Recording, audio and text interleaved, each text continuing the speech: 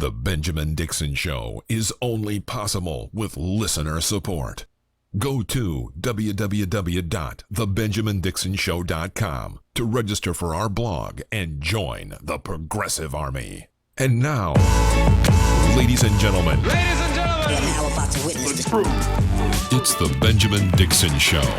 Well, welcome, ladies and gentlemen. Welcome to the Benjamin Dixon Show. I am, of course, your host, Benjamin Dixon. It is Tuesday, November 22nd, 2016. It is Thanksgiving Eve. And if you like to cook like I do, you actually count those days because I've already set my turkey in its brine. And when I get off the show tonight, I'm going home to take it out the brine and then finish it up with a dry brine so that we could have the most scrumdiddlyumptious. What is that? What movie is that from? It just came to my head. Scrumdiddlyumptious turkey ever. But anyway, I digress. Welcome to the Benjamin Dixon Show. I am, of course, your host, Benjamin Dixon. I think I said that already. Yep. Let's start like I always like to start. I want to thank my patrons. Without you, we could not do this. And it's only because of you that things are possible. So I want to thank a lot of new patrons. I'm going to call your name out as it came to me. Video Game Idiot. Thank you for becoming a patron. And we appreciate it. Zavi, please forgive me. It's very possible that I'm pronouncing that terribly wrong. It could be Zvi. Thank you for becoming a patron. Eric B. Thank you for becoming a patron. And Gary, thank you also for becoming a patron. If you want to know what everyone is becoming a patron for, it's because they want to get access to the bonus show, which we have recorded already. The bonus show for tonight will be up. It's a great bonus show. What did we talk about? Bonus show. Oh, what if? Alternate realities. Like what would have changed about the world and America if, let's say, Al Gore had not given up his fight for the White House and ultimately would have won? So we talked about, and we didn't just speculate. We actually applied some pretty good, nothing robust, right? It's about a 15-minute bonus show, but I think it's really substantive to consider, especially in light of the biggest what if, like what if Donald Trump didn't win? What is this going to look like? So that's tonight's bonus show. If you want to get it, go to patreon.com/the Benjamin Dixon Show, or the BPD Show rather, and become a patron. Buy me a cup of coffee. No big deal, right? 1 cup of coffee a month for a Starbucks brand coffee, like $5, $10 a month. Anyway, let's get right to some things that are happening in the news. So this is interesting to me. Two stories really tied into one. Donald Trump's visit to the New York Times. In an interview, he said he wasn't going, then he ended up showing up. And in this discussion, a lot of things that were discussed. Two of the things that jumped out to me was his reconsideration, I guess, or saying that he would keep an open mind with regard to climate change. We'll discuss his positions and all the different positions he's been on. The Washington Post had a pretty good piece on that. We'll discuss that. But right here, I want to talk about the fact that President-elect Trump has decided that he will not investigate Hillary Clinton. He said, quote, to the New York Times, he said, quote, "I want to move forward. I don't want to move back. I don't want to hurt the Clintons. I really don't." So he expressed some empathy towards Hillary Clinton as compared to what he demonstrated during the last debate, when he so brilliantly said, and I say brilliantly because it played well to his base. And he knew exactly what Hillary was doing. When he said, "If I were president, you'd be in jail," right? So a complete 180 on in terms of his position on prosecuting, or at least investigating Hillary Clinton, or pushing his Justice Department to investigate Hillary Clinton. He said he has no interest in pressing Mrs. Clinton's prosecution over her use of a private email server, or for financial acts committed by the Clinton Foundation. He said, quote, "She went through a lot and suffered greatly in many different ways, and I'm not looking to hurt them at all. The campaign was vicious."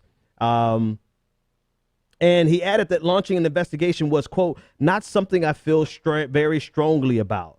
So in in no uncertain terms, he's let everyone know that campaign promise number, well, not really, I don't know if it was a campaign promise, but, every rally they started chanting, lock her up, lock her up. His people were fully expecting him to prosecute Hillary Clinton. And now that he's not, there's some people who are going to feel let down. So, of course, I was going to say such a misogynistic term.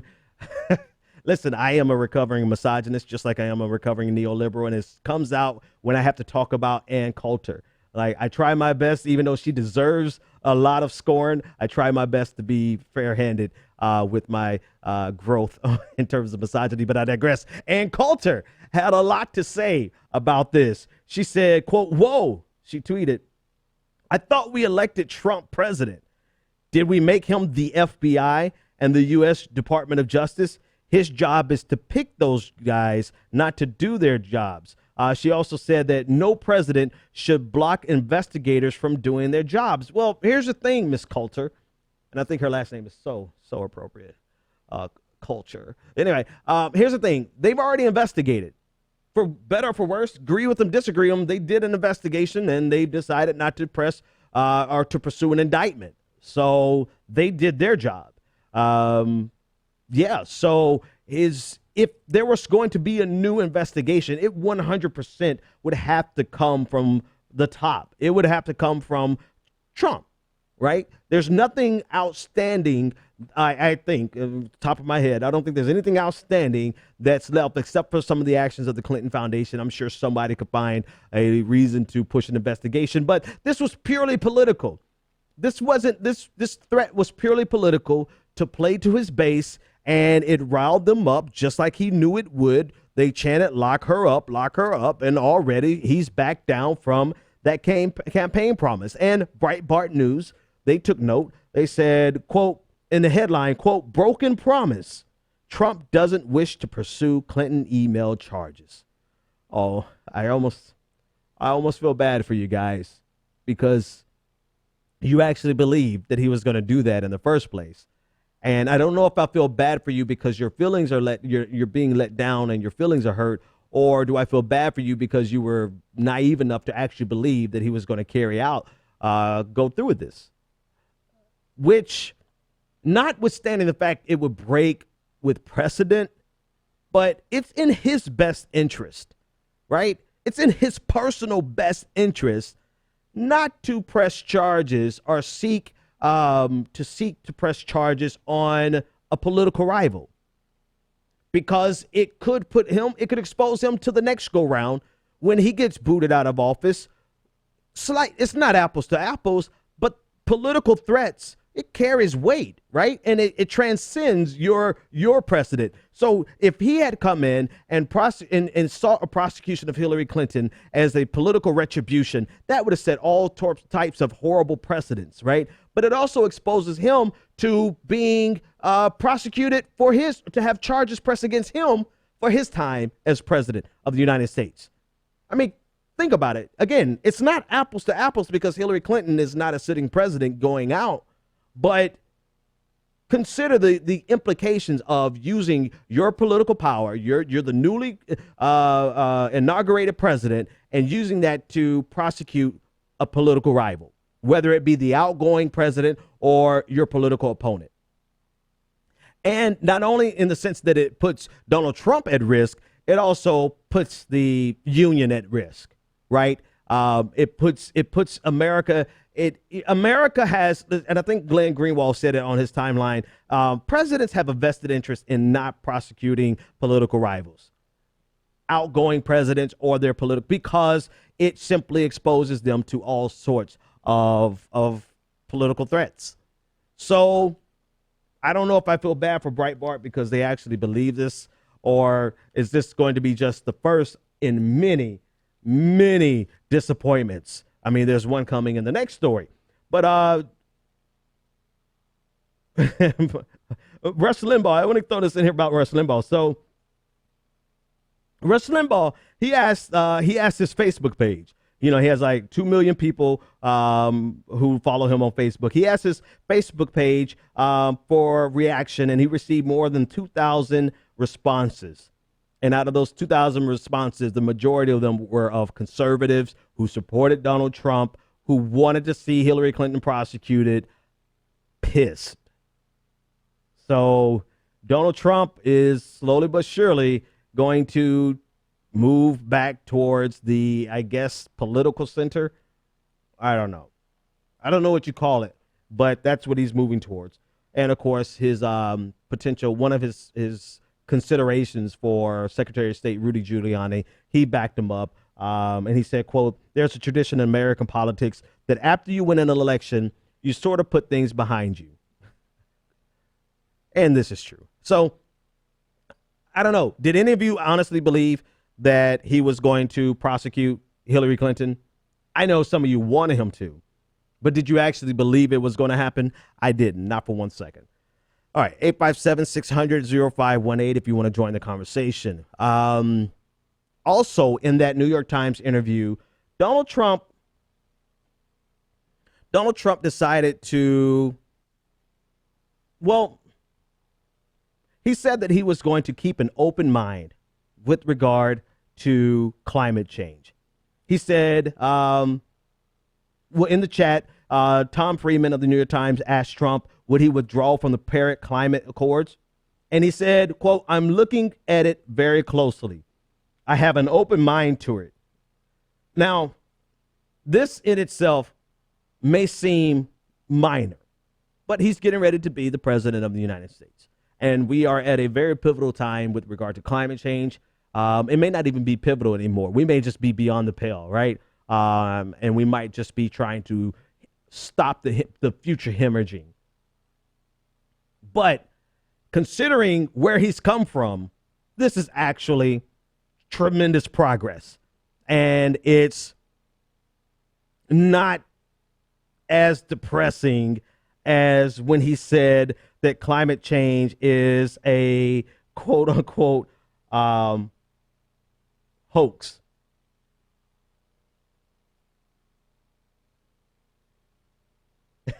You know, that's the it's not a hoax.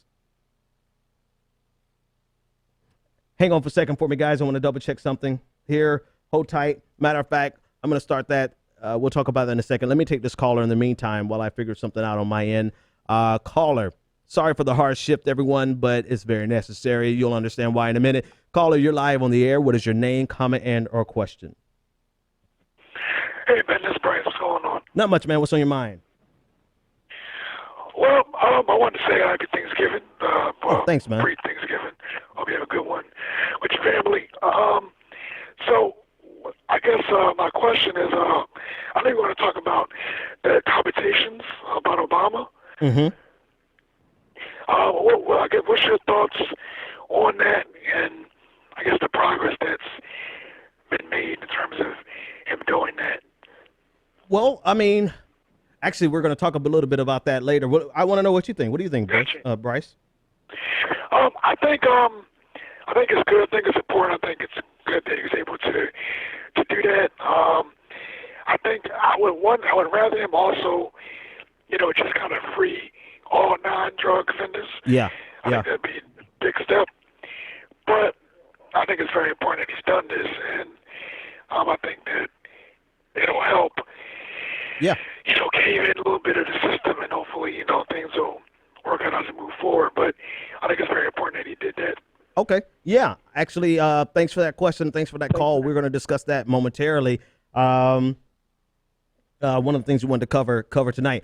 All right. I'm not forgetting your question, Bryce, but I'm going to circle back to it. I just had to stop and pause to see because it looked like we lost our stream, but I don't think we did. So we're going to keep pressing through, and we're going to discuss Obama in 1 second. So climate change. So he's had every position imaginable on climate change, Donald Trump. And it's super important that we understand what the future president of the United States is going to do on climate change, because out of everything we're discussing, that's one of the few things, one of the handful of issues that affects every single person, no matter where you are, no matter how much you make. And it affects, of course, there is a disproportionate effect on poor neighborhoods, poor communities. But the Washington Post did a brilliant job with a paper, with an article. And they said, basically, what's Donald Trump's position on climate change? Quote, all of them. And they listed item by item where Donald Trump has been on every side of the conversation on climate change. And one of those, let's just go through them, right? There's only so many permutations that you could have of positions on climate change. So let's go. And it seems that Donald Trump has found a way to have all of them. All right. So at the end of 2009, Trump, with his children and some of his business leaders, colleagues, they sent a letter and called for Congress and President Obama to take, quote, urgent action and to, quote, invest in a clean energy economy that would spur economic growth, create new jobs, and increase our energy security while reducing the harmful emissions that are putting our planet at risk. Here, Donald Trump. We like that version. We like that version of Donald Trump on climate change, at least. So a few months later, when he was asked about climate change on Fox News, the Washington Post outlines that he told Neil Cavuto, that the cold weather in January was an indicator that there was no climate change. You remember the senator who had a snowball on the Senate floor and said, what climate change? All right, so he's held a reasonable position and an absolute absurd position. Then he said, quote, I am not a great believer in man-made climate change. I'm not a great believer in it, he told the Washington Post during a sit-down during the primaries. So he believed in climate change, but he didn't believe that it was man-made. Then later on, he said he denied that climate change was happening, called it a hoax. He suggested that the world is actually warming, but humans aren't involved in that warming.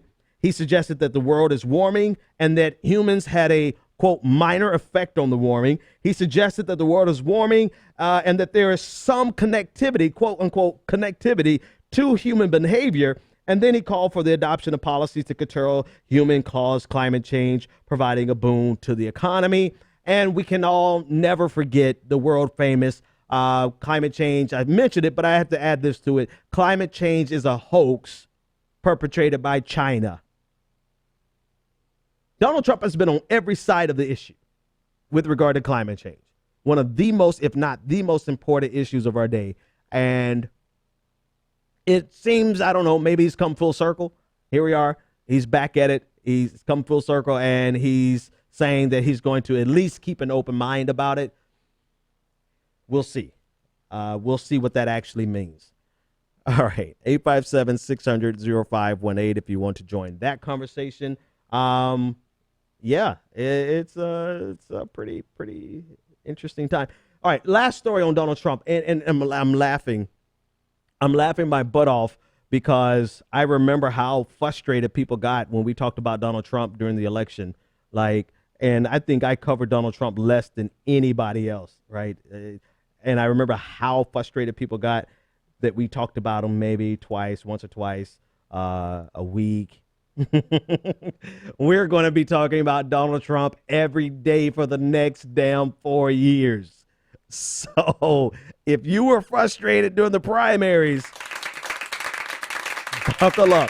It's going to be a long 4 years, as demonstrated by the ridiculous story that I'm getting ready to cover about Donald Trump now. I just have to cover it because it's just funny as hell to me. Donald Trump complained to to NBC News, and there's some substance here, but he complained that NBC News ran a story with a picture that was unflattering and showed his double chin.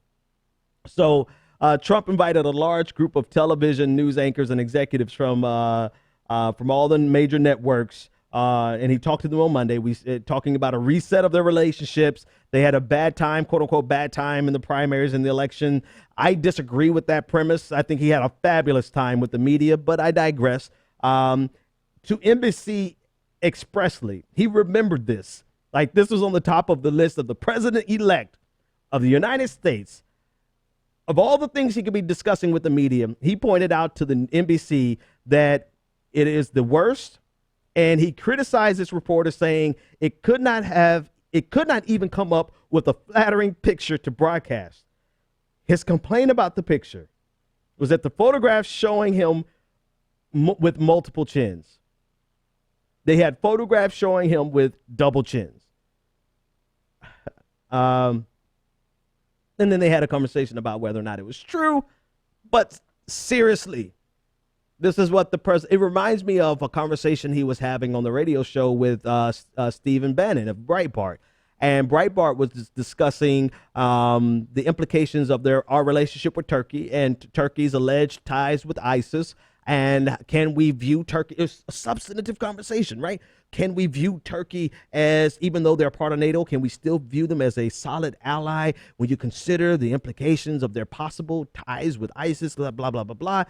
Donald Trump's reply was something to the extent of, yeah, I've been to Turkey, and I have two glorious towers, Trump towers. There's two of them. They're twin towers. They're in Turkey. Right? It's substantive. One, I'm gonna fuck with him about his double chin, because I have a double chin, so I'm gonna mess with him good. But it's substantive in the sense that this is what is on the mind of the president-elect of the United States of America.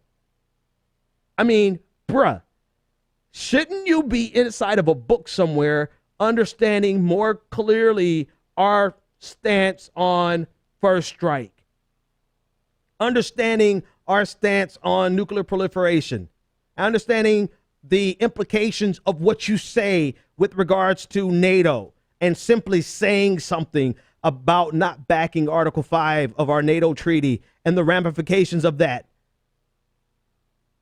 Shouldn't you be? But you're worried about your double chin, all right? Since you're worried about your double chin, I suggest that all across America, we start featuring a close-up shot of President-elect Trump's double chin. And I know my radio audience, you're happy right now, because you are not seeing this extreme close-up of Donald Trump's double chin. Since this is more important than all the other issues that he should be working on right now, I give you Donald Trump's double chin. And a round of applause. This is going to be a crazy 4 years, man. That's all I know. Caller, you're live on the air. What is your name, comment, and or question? Hey, Ben, it's me, Jared from Downtown, PA. Again. Hey, Jared, how's it going, man? Again. Always a pleasure to have you, man. What's on your mind? Pretty good. I helped out a homeless guy today, gave him $2 so he could pay his phone bill. So that felt pretty good for me, you know? Yeah, awesome, man. That's good to hear, man. Pay it forward, dude. That's awesome. Yeah, exactly. I want to break out my crystal ball here, and I want to discuss what I predict Trump. What's going to happen in the next 4 years with Fucko the clown? I mean the illegal president. Here's what I think is probably going to happen in the next 4 years from now. So in about 6 to about a year from now, we're probably going to invade Iran. I don't really see anything changing in terms of foreign policy. I think a lot of the stuff that Obama codified, the drone policies, Yemen, Syria, I think all that's pretty much going to continue. I don't think the hostility with Russia is going to change at all, despite what Trump said during the campaign. I do believe the people he's surrounding himself with are hostile to Russia, so they will continue that. I mean, the military contractors still want to, ratchet up the hostilities. I think there's a strong possibility that Social Security will probably be privatized. Yeah, which I think would that. be a disaster. Yep. Medicare too. Obamacare, I don't think is actually going to get repealed. Most of it. but I think the good parts are going to get repealed. And All right. then they're just going to throw a little, little dance around the rest of it. Yeah, Band-Aid around it. Yep. So, All right. it's going to be a disaster for the next 4 years. And all Well- we can do is fight. Yeah, that's really all we could do, Jared. Always a pleasure. Thanks so much for the call, man. And actually, that's a great segue into what I want to talk about with his appointment. So, part of me, let me tell you why I would disagree. Let me start a new clip here because this is worthwhile having a new segment. Let me tell you why it's maybe possible for Donald Trump to actually be a great president. Hear me out. Hear me out. Don't unsubscribe yet. Let me just hear me out.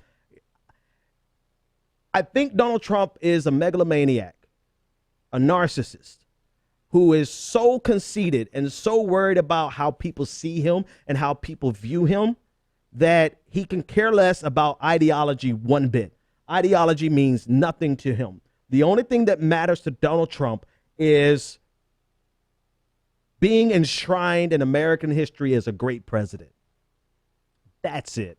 I don't think anything else drives him. I don't think he cares one bit about the Republican ideology and their goals, except for the fact that he's inept and devoid of any substance, doesn't know what the hell he's doing. Therefore, he has to lean on them. All right. So I'm putting this entire conversation in the context of the fact that because he's a buffoon, he needs the Republican infrastructure, and that Republican infrastructure is going to push draconian economic policies, the privatization of Social Security, all of that. However, the thing that will trump, pun intended, all of that is the fact that Donald Trump wants to be remembered and loved and wants, honestly, to be the best president ever.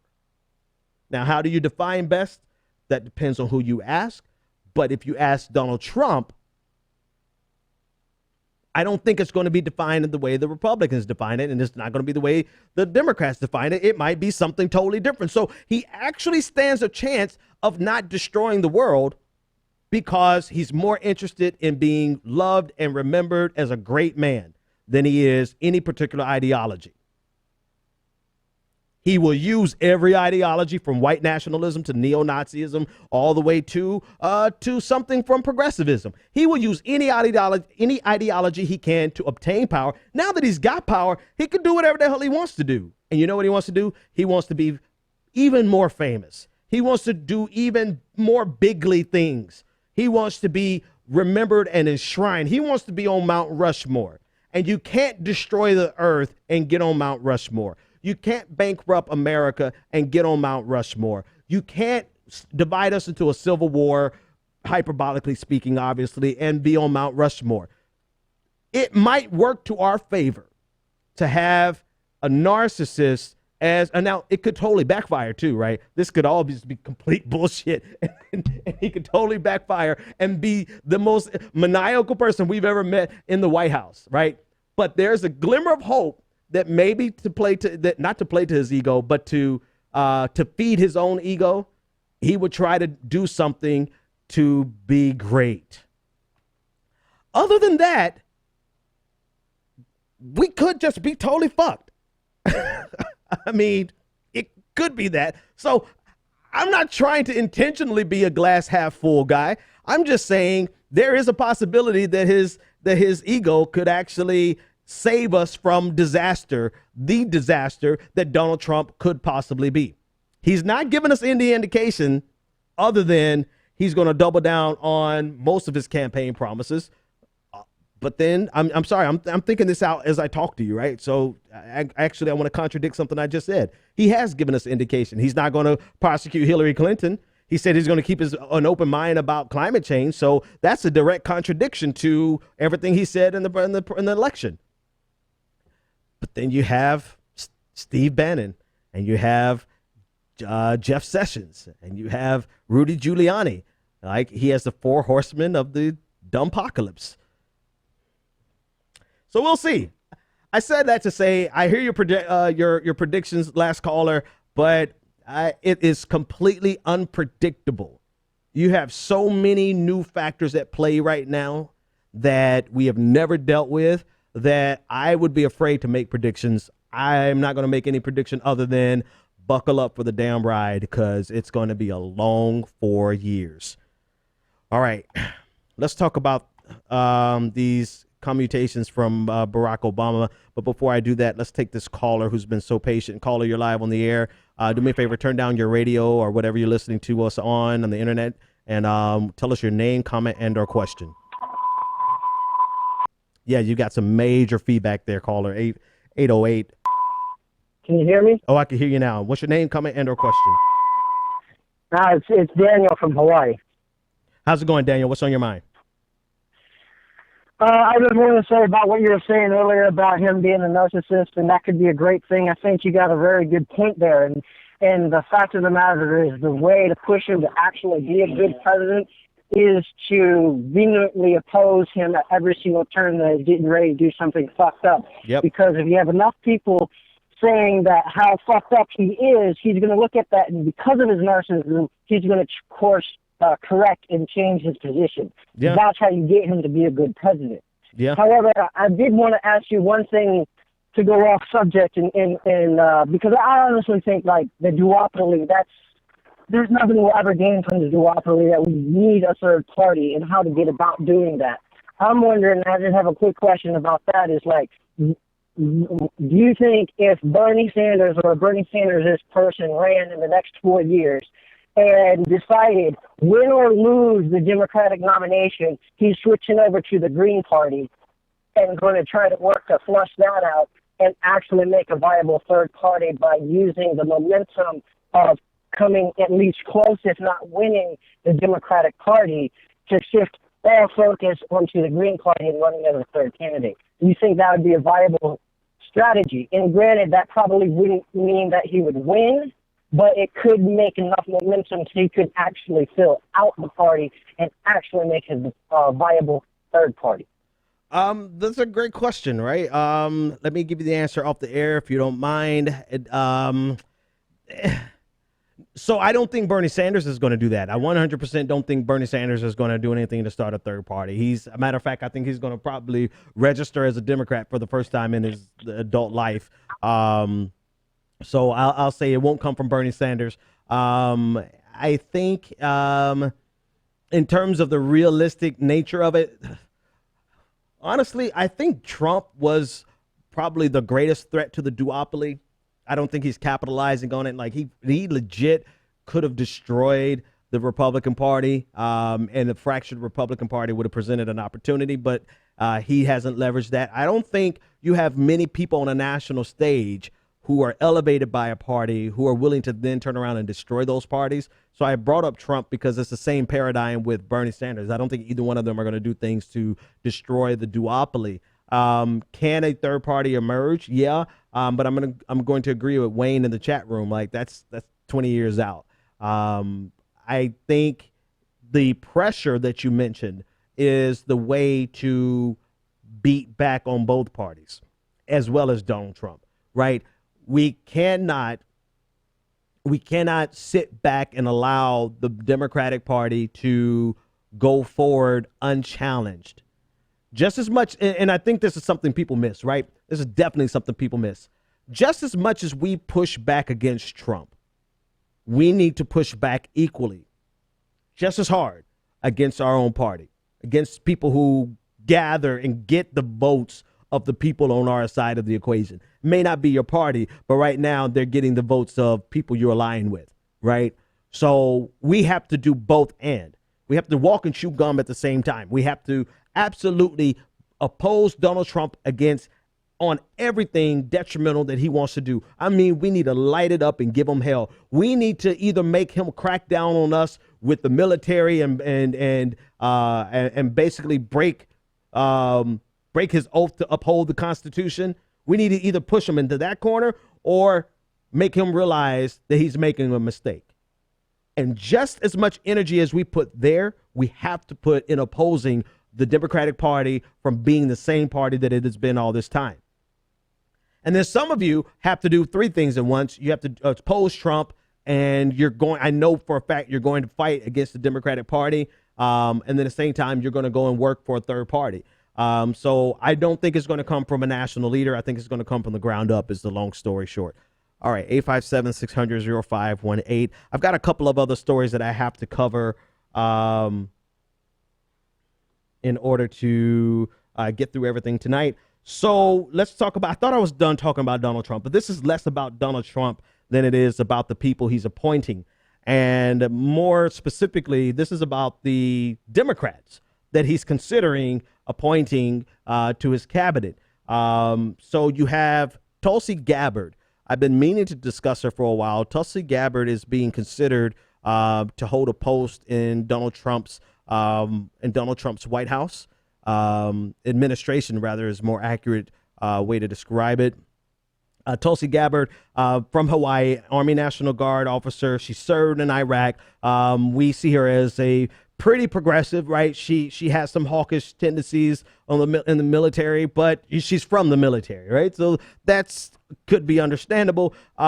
She's being considered to be the United States ambassador to the United Nations and to the UN. The primary face, basically, she would be the face to the world.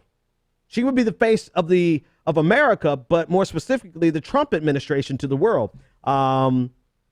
representing our interests on the Security Council, on any number of issues, from the Middle East to nuclear proliferation. I mean, it is a significant role. Before I give too much more commentary, I actually want to go through some of the other positions that he's considering Democrats for, and then kind of unpack why. Like, why would he do this? The other position, and I'm going to be honest with you, this picture that I'm pulling up of Harold Ford Jr. is definitely not a fair picture, but it resonates in light of this story. You can see it in the background, Harold Ford Jr. with his camouflage hat on, standing in front of the Confederate flag. He's a 5-term congressman representing Tennessee, the son of one of the longest serving Democrats from Memphis. Ford backed Hillary Clinton in 2016, clearly, right? He's an establishment Democrat. His wife, Emily Ford, contributed to the Clinton campaign. Ford himself, however, is close to the Trump children, Ivanka and Don Jr. and Jared Kushner, the son-in-law. But in the New York Times reporting about this, and they asked the question, why Harold Ford Jr.? I think this is kind of embarrassing, to be honest with you. They said, Harold Ford Jr. is a frequent guest on MSNBC's Morning Joe, and the co-host, Joe Scarborough, has the president-elect's ear. I don't know what to say about that, other than I'm going to put his picture on the full screen there. Harold Ford Jr., ladies and gentlemen. All right. Donald Trump is also considering Michelle Rhee. And Michelle Rhee is a former chancellor of Washington, D.C. public schools from 2007 to 2010. She founded a nonprofit focused on education reform. What's the name of her nonprofit? I think I remember it. If I remember correctly, then I can connect all the dots right here on the fly. I don't think that's. Hang on. Is it what I think it is? Okay. Is she connected to Teaching for America? Okay. All right. Never mind. I thought I made a connection there. So Michelle Rhee, because if she was connected to Teaching America, then that answers a lot of questions. But Michelle Rhee, she founded a nonprofit focused on education reform. And so she put out a statement after meeting with President-elect Trump. She said, quote, "I am not pursuing a position in the administration, but I have appreciated the opportunity to share my thoughts on education with the president-elect. Interestingly, many colleagues warned me against doing so. They are wrong. Mr. Trump won our election. Our job as Americans is to want him to succeed. Wishing for his failure would be wanting the failure of millions of American children who desperately need a better education. All right. So 3 Democrats that Donald Trump is considering: Tulsi Gabbard, Harold Ford Jr., Michelle Rhee, all of them for different reasons, all of them clearly, obviously, for different positions. I think it's, you have to ask the question in a couple of ways. Here are the questions we have to ask. What does Donald Trump get from this? The easy low-hanging fruit would be to say that he's reaching across the aisle for bipartisanship, for a bipartisan cabinet. I don't think that's something that he needs, right? He didn't win based on the promise, the lofty promise that Obama gave, that he's going to build a team of rivals. Donald Trump never, never gave that idea. So he doesn't need that. The Harold Ford story, I think, is pretty dry and straight cut. I think they're going, Joe Scarborough is putting in a favor for him. I think Donald Trump might just be the person who does whatever the hell he wants to do. I don't think that there's any real rhyme or reason to why he would pick Tulsi Gabbard, with one exception that we discussed, I think, on the Friday show, Sunday on Politics and Grits. This is the one exception.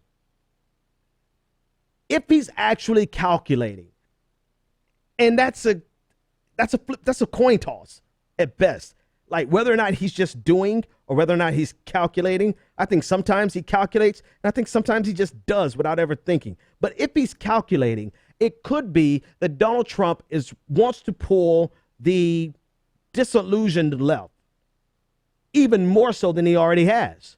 And Tulsi Gabbard really is one of the more progressive people in the party, and to pull her really would pull the far left that supports Tulsi Gabbard. Maybe that's his calculation. I don't know what he really gets from it, other than just the ostensible look of bipartisanship. I have to think about it a little more. I don't know. What do you think? What do you think he can get from it? Ultimately, it's a question about how do progressives respond to Donald Trump. I think I read a ridiculous headline. I didn't even bother reading the article because the headline was so freaking stupid, from Jamel Bowie, who basically said that that no matter what, even if we agree with it, we should oppose Donald Trump. Now, don't get me wrong. I'm only one breath away from saying give him hell every step of the way, every single day, make the next 4 years miserable for him. I just happen to think we can make the next 4 years miserable for him and not undermine the entire United States of America. Right? Every chance that we get to give him hell, especially when it's necessary, give him hell. Show him the same respect they showed Obama. I mean, that's a part of our equation now. I think that's our starting position. And it's not incumbent upon us to be the nice ones. So all that showing respect and all that, forget that. Just show him the same respect he showed Obama, right? But do we actively try to undermine his success just so that we can make him a failure? One, I don't think we have to. I think Donald Trump is fully capable of being a failure without anyone helping him at all. So there's no need for us to do that. Look at the sheer staggering weight of bigotry that he's stacking inside of his cabinet. It's going to implode underneath its own pressure. I don't think he needs any help. Failing. But also, we should not stand by and help escalate the failure, especially in some key areas, right? We don't need him to fail on climate change. We do not need him to fail on criminal justice, even though he's going to, because he appointed Jeff Sessions. He's going to fail there miserably, but we don't need to actively help him fail there. We don't need him to fail on nuclear proliferation or conflict, armed conflict. We don't need him to fail and take us into another war, right? So this idea that we should undermine him and try to make him fail at every step of the way, no, you can still give him hell every step of the way and just make sure that we don't blow the earth up. Make sure that he doesn't completely destroy America. I think, you know, as I don't know if there's any other way to say it other than I plan on giving Donald Trump hell every step of the way.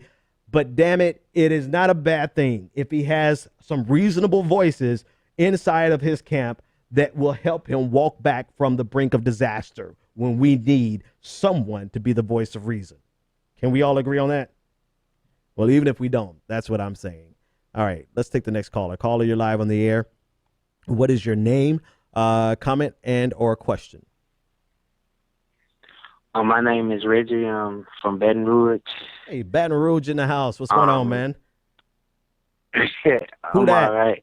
I always listen to the show all the time. This is my first time actually calling in.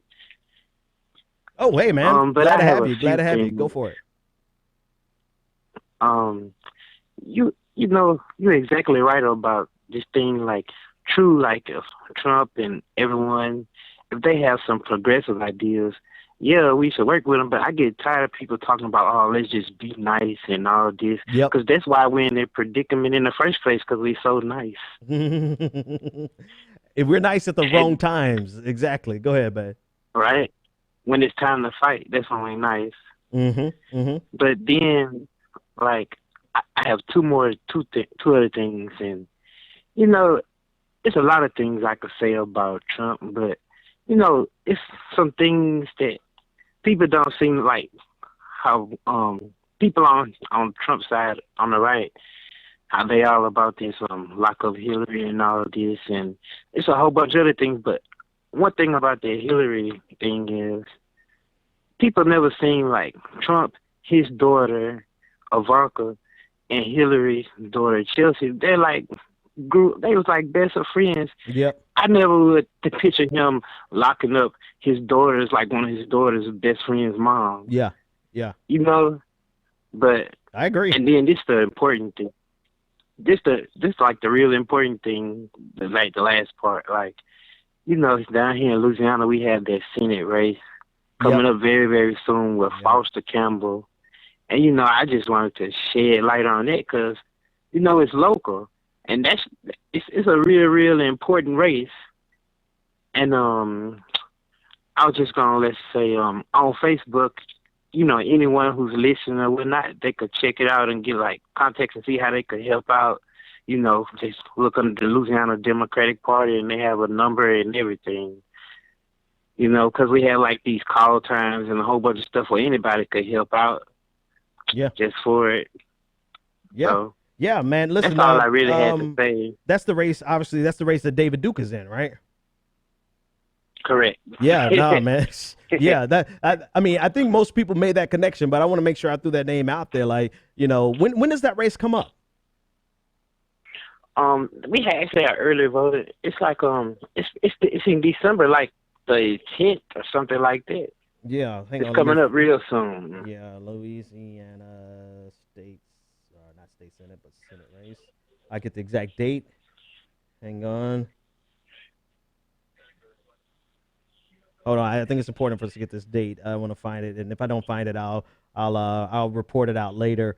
Yeah, December 10th. There's going to be a runoff. On December 10th. Yeah, no, absolutely. Correct. So, yeah, anybody local who wants to get involved. Yeah, absolutely, man. Hey, listen, thanks so much for the call and getting that out. We definitely relaying that information. And stay warm down there in the Who Dat Nation. I'm a Saints fan for life. All right. What time is it? 9:51. Last but not least, I actually we're going to talk about the commutations tomorrow. Last but not least, I want to discuss the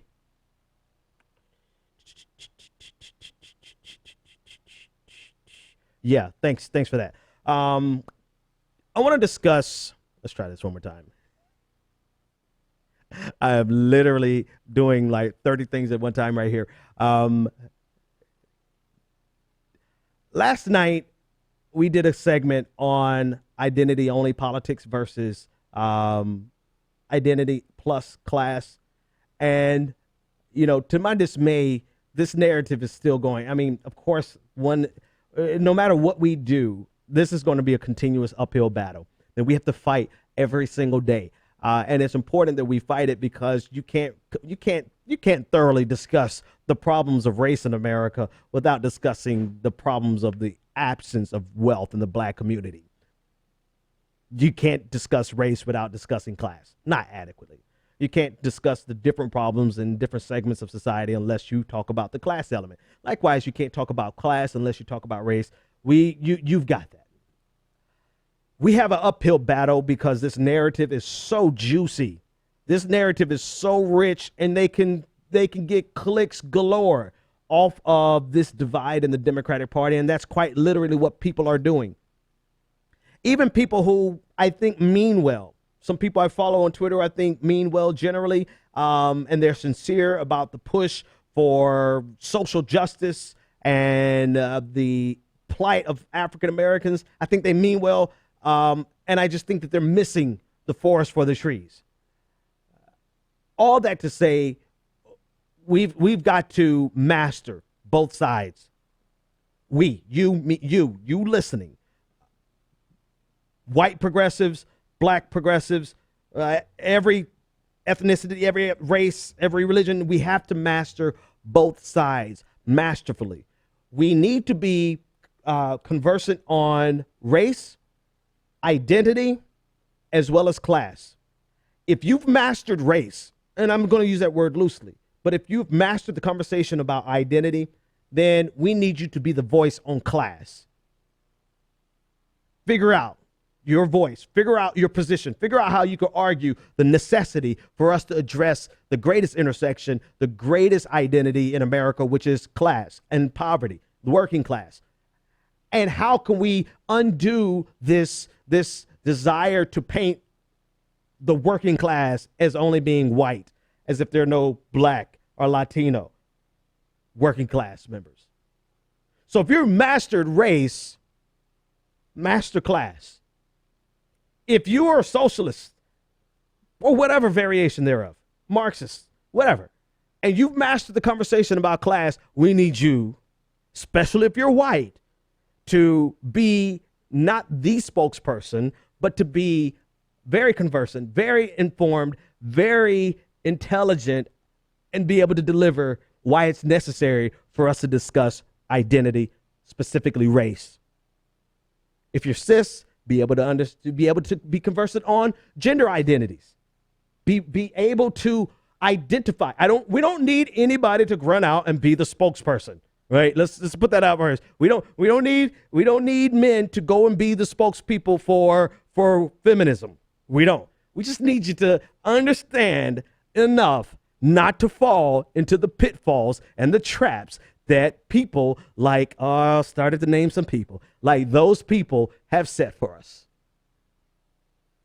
We got to master all the above. We need to set the example, the model of how we do both and. Which led me to, I'm always trying to see how do I reduce things to, how do I make things very simple? How do I make things very plain? Because sometimes we make things too complicated.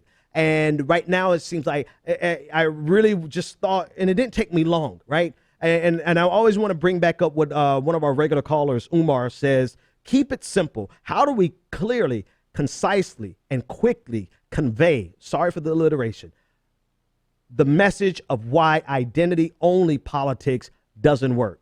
So that led me to a survey this morning, and I didn't intend for it to get this many results, but it did. And I want to share some of the results of the survey that I threw out there this morning on your screen. I gave some examples. Example number 1, an intersectional black progressive CEO outsourced your job and now you're homeless. Do you think A, it's okay because they're black?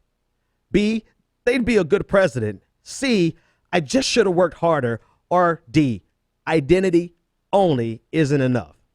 Out of that survey, 1,700 people, almost 1,800 people participated. And clearly the answer is D, identity only is not enough. There's still some time, if you're listening, for you to go and participate in that survey. Second question, The questions are more important than anything else than how many people participated.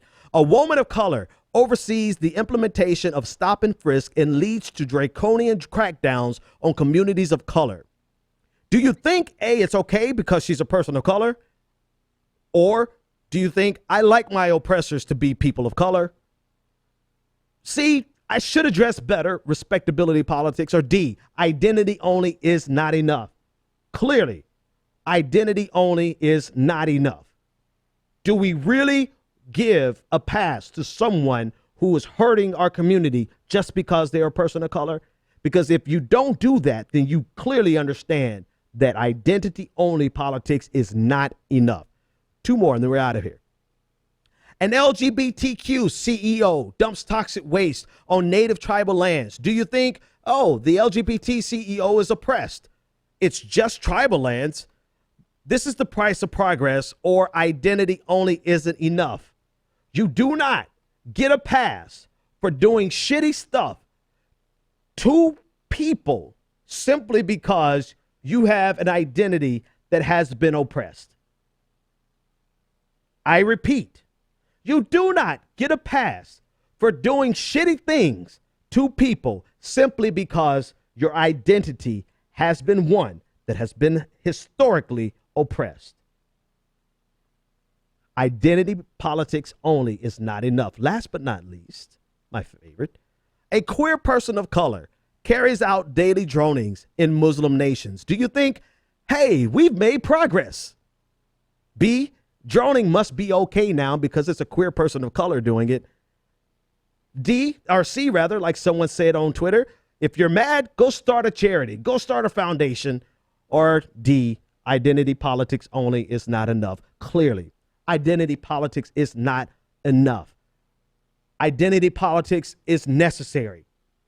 Anybody in my audience who doesn't think it's necessary and you think I'm full of shit because I say it's necessary, you should not be in my audience. Unless you're a sadist and you just like to punish yourself. You should not be in my, because identity is important.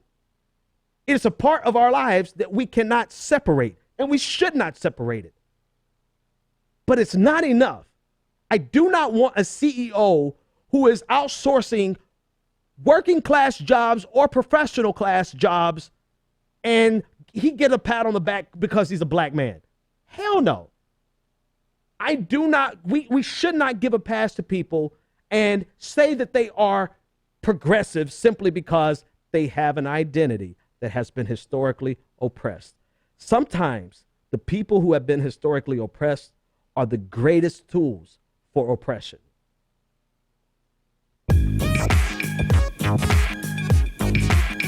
The Benjamin Dixon Show is only possible with listener support. Go to www.thebenjamindixonshow.com to register for our blog, join the Progressive Army, and support The Benjamin Dixon Show. It's Ben Dixon! If you like this episode, be sure to share, like, and subscribe.